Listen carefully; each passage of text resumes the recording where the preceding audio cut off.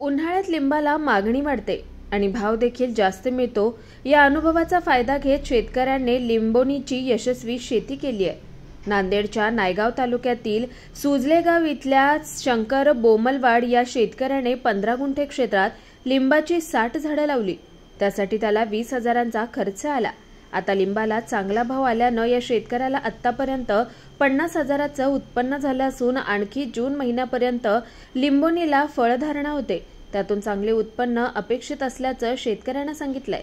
बाजारातील मागणीनुसार उत्पादन केलं तरच शेतकरी फायद्यात राहू शकतो, हे या शेतकऱ्याने दाखवून दिलंय। शंकर बोमलवाड सुजलेगाव, तालुका नायगाव, जिल्हा नांदेड। सुजलेगाव इथला रहिवासी आहे मी।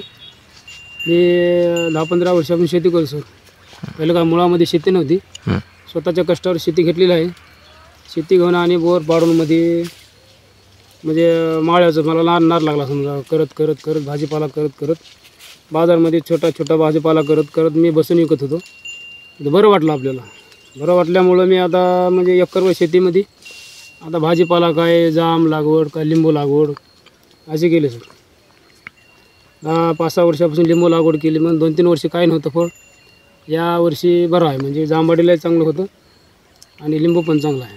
आता उन्हाळा असल्यामुळं लिंबू लागवड केली आणि लिंबूचं फळ गेल्या वर्षी पण पलीकडल्या वर्षी पण चांगले येते। 2 वर्षी भाव कमी होता, या वर्षी आता म्हणजे भाव बऱ्यापैकी आहे समजा। फळ कमी असल्यामुळं भाव बऱ्यापैकी आहे। काय चाललं भाव सध्या? भाव सध्या आता 200 रुपये 150 रुपये किलो आहे सर। पिवळा माल 200 रुपये किलो जाते। नग 10 रुपये 5 रुपये जास्त समजा, छोटा मोठा समजा। मोठ्या नगाला 10 रुपये, छोट्या नगाला 5 रुपये।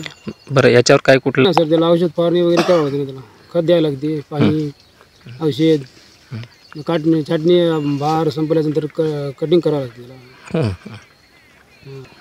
औषध फवारणीला काय? औषध फवारणी लागते ना, म्हणजे 8 दिवसाला 15 दिवसाला एक फवारणी घ्यायला लागते। एका फवारणीचं एक औषध घ्यावं असेल समजा 1000 रुपये लागायचे समजा। एका फवारणीला 1000 रुपये लागतात समजा, 2-3 डबे तर मारायला लागते। शेतकऱ्यासाठी चांगला आहे सर, पण भाव आपला हातचा नाही। ते भाव चांगला घटला तर शेतकरी समाधान असते। भाव नाही कमी मिळाला तर म्हणजे निराश होतो समजा। आता टमाट्याला भाव नाही समजा, 10 रुपये 5 रुपये किलो आहे। आता तो न खर्चाचा काला तर काय पण नाही, असं नुकसान होते शेतकरी।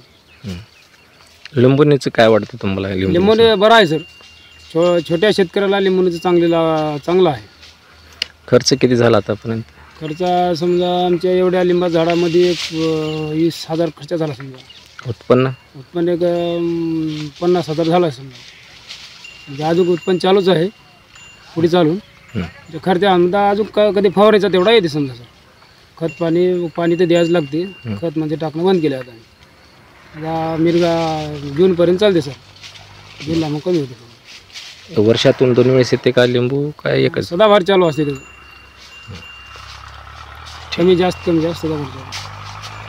Star Maharashtra news, Tanaji Shelgaonkar, Nanded.